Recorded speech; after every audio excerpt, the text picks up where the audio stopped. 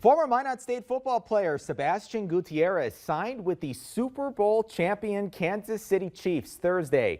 ESPN reported the transaction, and Gutierrez confirmed the news on his personal social media channels. After stops in Denver and New England camps, Gutierrez dressed for one game with the Las Vegas Raiders in the 2022 season. The offensive lineman played 2 snaps on special teams in the game. The Raiders waived Gutierrez on May 2nd. Over the weekend, Gutierrez tried out at Kansas City's rookie minicamp, and the team signed him. Gutierrez will now participate in the Chiefs' organized team activities and their minicamp. Congratulations to him.